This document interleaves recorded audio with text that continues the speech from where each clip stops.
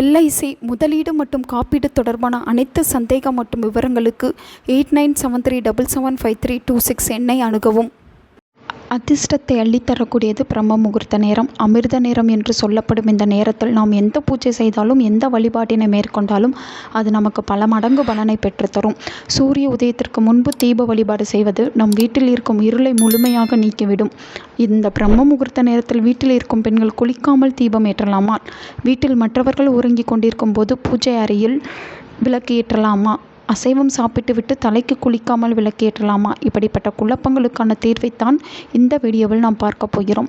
பொதுவாகவே மன திருப்தியோடு நாம் செய்யக்கூடிய எந்த விஷயமாக இருந்தாலும் சரி, அது தோல்வியே காணாது.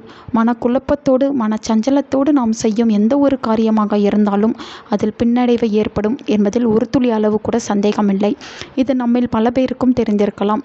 குளிக்காமல் பூஜை அறைக்கோ பூஜை செய்யும் இடத்திற்கோ நாம் செல்லும்போது நம்முடைய மனநிலை எப்படி இருக்கும்? நம் குளிக்கவில்லை, இப்போது விளக்கு ஏற்றினால் அது நல்லதா கெட்டதா என்று உறுத்தல் நம்மிடம் இருந்து கொண்டே இருக்கும். மன ஒருமைப்பாட்டுடன் முழு ஈடுபாட்டோடு உங்கள் பூஜையை உங்களால் செய்ய முடியாது. முந்தைய நாள் அசைவம் சாப்பிட்டிருப்பீர்கள். அடுத்த நாள் காலை தலைஸ்தானம், அதாவது தலைக்கு குளிக்காமல் இருப்பீர்கள்.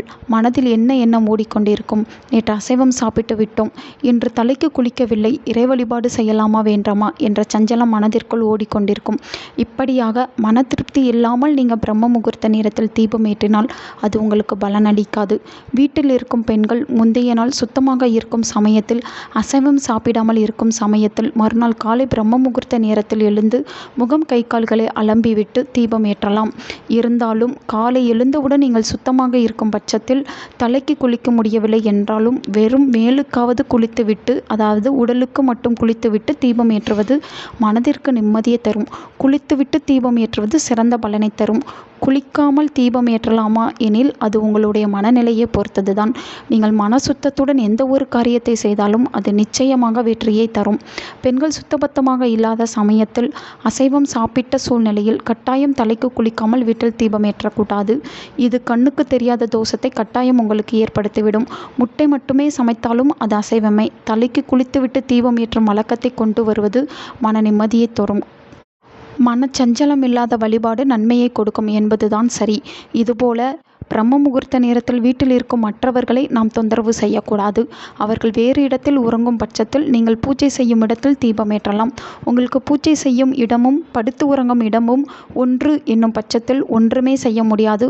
உறங்குபவர்களை கொஞ்சம் ஓரமாக தள்ளி படுக்க சொல்லிவிட்டு அந்த இடத்தில் நீங்கள் பூஜை செய்து வழிபாடு செய்யலாம். அதில் தவறு ஒன்றும் கிடையாது. படுத்து உறங்குபவர்கள் தலைமாட்டில், அதாவது தலை பக்கத்தில் தீபம் ஏற்றி வழிபடக்கூடாது. அது முன்னோர்கள் சொல்வார்கள்.